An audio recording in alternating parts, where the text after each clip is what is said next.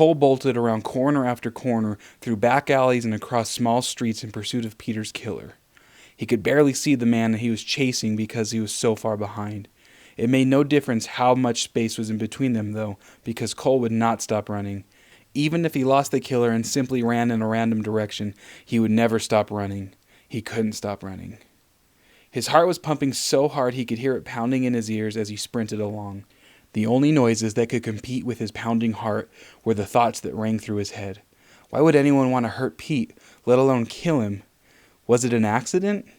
What were the chances of it being an accident? Then the alcohol that he had been consuming all night got the better of him, and he tumbled to the ground, landing hard on his chest and face. He started to cry with his face on the ground.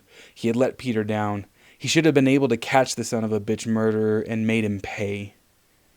Just as the realization that Peter was gone forever sank into the pit of Cole's stomach, he saw the man again. The man he had been chasing. The man who killed Peter. With new resolve and a new perverted hope for catching Peter's killer, Cole got back to his feet. He struggled to stay upright as the man disappeared around another corner. The killer wasn't running anymore, though, but rather skulking down the back alleyways, occasionally looking over his shoulder to see if anyone was still chasing him. Cole balanced himself on a nearby dumpster until he was stable enough to begin walking again and started down the alley towards the killer. Once he rounded the corner, he saw the man again. The man was still looking over his shoulder every third or fourth step, and Cole ducked down behind a set of porch steps as to not be seen. Cole sat there and watched the man stalk down the road until he came to a sudden stop. He looked one more time around and, once he was satisfied he wasn't being watched, walked up the stairs of a little brick house. It was secluded behind several large maple trees. Cole sat behind the porch watching the house, trying to figure out if anyone else was inside. There seemed to be no movement from behind the curtains of the single-story house. After 5 or 6 minutes, a light illuminated from within.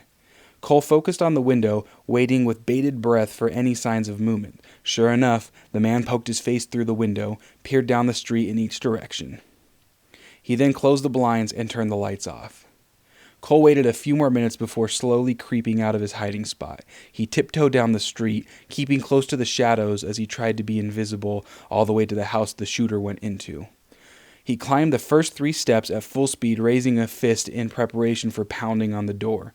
He swung and, just as his clenched fist was coming up to the door, he stopped. He stood there, looking at the door with his fist still outstretched in front of him. The door was blurry from the tears that were still in his eyes. He stood there and he stood there, not one muscle in his body moving. He couldn't decide if the reason he wasn't pounding on the door was because he knew that it would be better to wait or because he was a coward. Either way, it made him feel sick. He looked at the number on the curb, which read 3237, and then at the street sign, which told him he was on North Wood Creek Road. 3237 North Wood Creek Road.